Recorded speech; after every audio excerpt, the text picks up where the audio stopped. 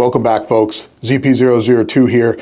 Decided to put together a video on a few pistols that have been around on the market for a minute now. With the release of the recent Smith & Wesson Shield Plus comped version, we decided to pull out some of the subcompact or micro-compact pistols that we have in the collection here, some of which have been daily carry, some of which are daily carry, all of which have been shot on the range.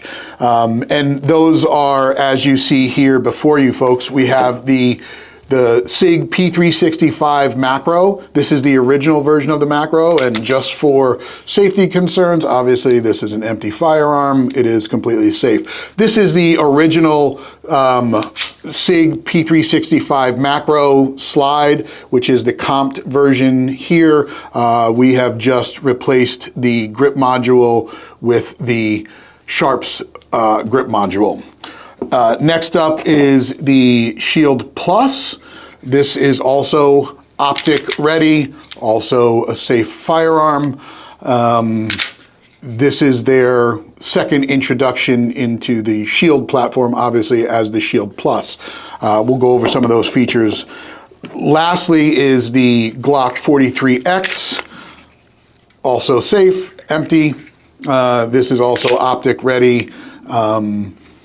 And everyone pretty much is familiar with the Shield 43X. The only one that is missing here, and that's because I do not have one, is the Springfield Hellcat. These are my firearms, and they are what I opted for and carried. Nothing against Springfield. You either love them or you hate them, and it is what it is. But the Springfield Hellcat should be considered one of these type of firearms, subcompact or micro with larger capacity. So that's what we'll get into first. Obviously, we're talking capacity here. With the macro, you have a 17-round flush fit magazine. With the release of the new 365 macro fuse, you now can get a 21-round magazine, but it does extend past the grip module. The Smith & Wesson M&P Shield Plus, they did up the capacity of the the magazines, but it does come with 3 different magazines. You have a flush fit that holds 10 rounds, you have a slightly extended that's 13, and then you have a fully extended, which is 15 rounds in the magazine. Obviously, you're now talking a longer grip. One of the situations, or one of the, I don't want to say complaints, but one of the complaints with the Shield is that without it, with a flush fit magazine, your pinky does not sit on the firearm. I have big hands, so it is what it is. Lastly, you got the 43X. It's a 10-round magazine, folks, so if you live in a state that's restricted, great, 10-round magazine. There is an aftermarket option for a 15-round magazine by Shield Arms, but there have been reports where those have had failures, and that's not something you want to have when it comes to a carry firearm. All of these have a 3.1-inch barrel, so barrel length on all of them is the same, with the slide on the macro being a little bit longer due to the compensated, obviously due to the compensation in the slide, but all 3.1-inch barrels. As a concealed firearm, as an everyday concealed firearm, you've got to look at each situation in itself, right? Is this a fighting gun? Is this a gun that you're gonna take into, a situation where, you're saving the world? Again, let's be realistic here. No, this is a everyday concealed firearm, and most situations that happen that require you to pull or use your concealed firearm historically have been in a lot shorter distances. With that being said, carry what you like and just make sure that you train with it. I don't care if you're carrying a subcompact Smith & Wesson Shield. Make sure you go to the range and you learn how to get that firearm out into the fight as quickly as possible, and that you are as accurate as you can be with the firearm. Continued training will make you more accurate. But as far as size comparison, obviously these are all optics ready, and you'll see that the only one that does not have the optic on it is the 43X. But when you do a size comparison, they're all pretty much the same. And what I mean by that is when you get, like with the Shield Plus, while it is a shorter grip compared to the Macro, when you put that larger magazine in it, and you'll see that here, where the grip is shorter, but when you put that larger 15 round or even 13 round magazine in the firearm, you now have a very comparable package when it comes to size. From the slide, or the front of the barrel to the back of the slide, they are all pretty much identical, and you'll see that here as we stack them one on top of each other. They are all pretty much the same size. Again, with the lights hanging off, it's a little bit deceiving, but you can see that they are very, very close in size. That being said, what you give up in capacity, you pick up in concealability. When it comes to concealing a shield with a 10 round, or Shield Plus with a 10 round magazine, that will allow you to not really have any grip print in your shirt, and that's where the biggest problem takes place. The Shield 2.0, the M&P 2.0 line in itself, the Shield specifically, they all have an upgraded trigger. If you were a Shield or an M&P guy from the beginning, guy or girl from the beginning, you knew that the trigger was the worst part of it, and most times you replaced it with an Apex trigger. This trigger here has a very, very crisp, very nice, the wall hits, you have a very crisp break and a nice short reset, audible and tactile, sorry. It co-witnesses without with a mounting plate here with this Holosun. This is a 407, I believe. Take that back, this is a 507, but you do have to get a mounting plate for it to fit. Obviously, with the Shield, or with the Glock, the mounting, you don't need a mounting plate if you use the correct footprint, or red dot optic footprint, and that goes for all of these subcompacts. They all do come standard with a certain footprint, and that you can find in the owner's manual. With the 365 Macro, this is an EPS carry. Obviously, this has suppressor height sights on it. And that's how it comes stock. The trigger, there's no upgrade on the trigger. Like I said, the only thing that has been upgraded on this firearm is the Sharps grip module. Now, for me, it was important because the grip was a little bit too small. And what I mean by that, it was a little too thin. So I had too much on the grip. With the 43X, we just went with the Talon grip, which is the rubberized version, to give it a little bit more grippiness, again, during those times where your hands may get a little bit sweaty. That being said, each one of these firearms, I believe, has a pro and a con when it comes to concealed carrying. They have all held up without any issues.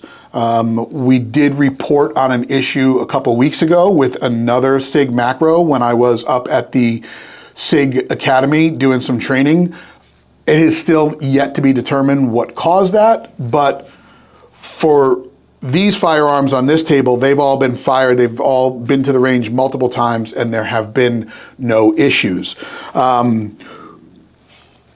Obviously, the 43X and the macro both have a TLR light on it, and those are both pros of this firearm. A con of the M&P Shield is it doesn't have a Picatinny rail or a 1913 rail up front, so you are unable to mount a normal TLR light on here. Streamlight does make an option, but it mounts to the trigger guard and sits up here. It's not something I've tried, not something I've tested, so I'm not familiar with it and how well it stays on the firearm during a situation where you may need to, you know, rack the slide off of a barricade or off of your leg or whatever the case may be. With the Glock 43, as far as the trigger, this is a stock trigger, but it does have a TTI spring kit in it. That was a recommendation when it comes to, obviously, this firearm. Because it's a slim line or a slim line, they don't make an aftermarket trigger. My other Glocks have Timney triggers in it, and I do love the Timney trigger, but this, they did not have it. Terran Tactical, TTI Innovations, they make a spring kit that just changes the entire dynamics of the trigger. The sights have been updated from the original Glock sights to, I believe these are Trigicon sights on it, and that's about it for this one. Again, the 43X was my carry gun for a while until I questioned why I would go with a 43X over a 48. And if you're familiar with the 48 MOS, it's pretty much a 19. It's the same size as a 19, just slim. Very comparable to all of these that you see here. When you put all of these, the macro anyway, it's very comparable to the macro and the 19. When you put them side by side, they are all pretty much the same. Again, you can conceal, I mean, there's guys out there concealing 19s with Surefire X300s or 17s. It can be done. It just depends on how you dress. If you're wearing, you know, skinny jeans and a extra medium shirt, it's just not gonna work, folks. But the subcompact or micro compact pistol, and again, I don't know if these fall into that micro compact because I believe there's smaller versions out there, like the Bodyguard, which has just been second version or third version has been released by Smith & Wesson. So I don't know if these are just considered subcompacts compared to the micro compact, if you will. And there was a time where they had pocket pistols. Kel-Tec had a really small footprint 380 that I've seen people carry in their pocket. I don't recommend that, but with something like this, you can get away with carrying appendix, small, strong side, you know, your 3 o'clock, your 4 o'clock. You can get away with an ankle holster if you do have to tuck your shirt in and look a little bit presentable for a dinner event. And my only caveat to that is if you carry in an ankle holster, make sure you train with an ankle holster. I can remember going back and taking a class with a guy who was carrying in his holster, an ankle holster, but he was training to use that.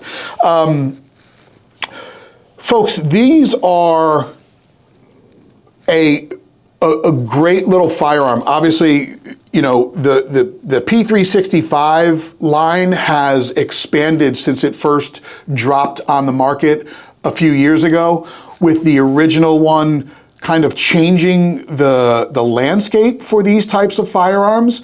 A package the size of the Shield, but with a lot more rounds. The original Shield, I believe in 9mm, carried 8 with obviously one in the chamber, so you had a total of 9, or maybe it was 7, with a total of, with one in the chamber, a total of 8. And then you had the Shield that came out, and I believe, or I'm sorry, you had the macro that came out, and I believe the original macro was a 12-round flush fit magazine, and it was designed basically around the magazine and being more of a staggered fit than a double stack or a single stack. It's a shame that Glock has not figured out a way to join these guys with being able to keep a very similar thin footprint, but expand its capacity. Having an aftermarket magazine is a magazine is a failure point right off the bat. Having an aftermarket company making it is probably not great. I know that there has been a push for Glock, or a push to Glock, to try and come out with a OEM magazine that allows more capacity for these firearms, for the 43X and the 48. I mean, the 43X is one of the most popular concealed carry firearms that's out there, according to, obviously, information that I have seen. I don't know if that is still the case with the macro. SIG seems to be coming out with a new version of the SIG macro every other week. The Fuse is now out there, and obviously it's the skinny full-size version. I don't know that they changed much. They've added some slide cuts to it, and like I said in the beginning, you can get a 21-round magazine with it, but it is still a thin firearm. I did have the opportunity to put my hands on it and shoot it up at SIG a couple weeks ago. I didn't love it any more or any less than my current 365 macro, but it will probably do very, very well. I'm sure if you wait a couple weeks, the magazines and the slide will be available for you to purchase. When it comes to modularity, we already know what is in store here, because out of all of these firearms here in front of me, the SIG macro is the only one with any kind of modularity, meaning you can take this fire control unit out of this firearm and you can swap the grip, you can change the color, you can swap the slide, you can put a non-comped slide on the top and make a different firearm. There is some greatness in that, but I can tell you that I don't think there's a lot of people that just have one fire control and are assembling their carry firearm for the day. I'm pretty sure that they just go and buy another SIG. Obviously, that is not the case with the Shield or the Glock, and that's okay. Glock hasn't needed to do much because it's just Glock, right? They're continuing to crush it in the market without having to change a lot. Smith & Wesson, I love what Smith & Wesson has started to do. I've been an M&P guy in the beginning, or I was an M&P guy in the beginning, and then moved over to SIG because, I mean, everybody was drinking the Kool-Aid. There's a lot of, everybody can't be wrong. But listen, you either love them or you hate them. If you are emotionally attached to one brand, that's on you. I love all of them for what they bring and what they offer. And it doesn't matter as long as you train and can shoot all of them. Having the ability to use multiple different firearms is an asset, and it's not a bad thing. So if I can shoot my macro as well as I shoot my Smith & Wesson, then that's just a benefit for me. I have a lot more time on the M&P platform, and I do love that they are coming out with some new exciting firearms. They have the new comped version in a metal version, a carry version, and the Shield Plus. We're trying to get our hands on one, if not two of those, so we can do a product unboxing and a review here on the channel. A lot of times, guys, we put these videos out, and these pistols have been around for a few years now, so they're not new, but I think it's important to look at it from a different perspective. This is coming from my perspective, and it may not be what you think, or it may not be what you have experienced, and that's great, and that's important. We would love to hear, I would love to hear information from you on your experience on these. Please put it in the comments. If you have not, I know that we're a few minutes into this, but if you have not liked and subscribed to this channel, please do so, and make sure you hit the bell so you get notified when we put videos like this up. I'm going to start to try to get more of these videos out there. We do have some other products that we do need to review. It's just being able to get it out and get it to you guys as quick as we can. There's a lot that's always happening here, and it's important to make sure that we stay up to date with it between this and the podcast. So, folks, this has just been a quick little product review video and an opinion piece, if you will, on my experience with these subcompact firearms. Like I stated in the beginning, the Hellcat is not here. It's not because it's not a viable option in this space. It's just not something that I have and I've ever wanted to get. When the Hellcat came out, it was probably, I think it was after the macro, and the macro had seemed to solve a lot of the problems that I was experiencing. Now, I want to just leave you with this. If you live in a state that you are restricted with a magazine capacity, and you can only carry 10 rounds, well then now you have a level playing field as far as what, you take capacity out of the equation when you start to look at this, right? So 10 rounds, 10 rounds, 10 rounds, that's all you got. Now, the difference being with the 43X 10 rounds, you have a full size grip and you get all your fingers on the grip. With a 10 round magazine in the macro, the same thing. You have a full size grip and you get your hands all the way around it. The problem with the Shield is your 10 round grip, your pinky, your little guy's hanging off there. For some, it may not be a problem. They may not have the size hands that I do. Others, it's a game changer, and it's not going to work for them. That's each individual's personal preference, and you guys can work with that.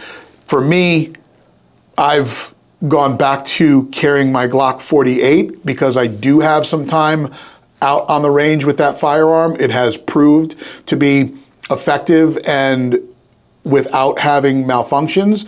Until I get a chance to get back to the range to review and figure out what happened with that 365 macro, I will not carry it. As a guy that carries every single day and praying and hoping that I never have to use it, the tool that I choose, I want it to be able to operate without any incidents if I do. That's all for today, folks. I do appreciate you checking out this video. Please go down to the comments. Let me know what you think. Let me know your opinions on some of these. I'm sure that you guys have them. And then you just stay safe out there, and we'll see you next time. Till then, ZP002 out.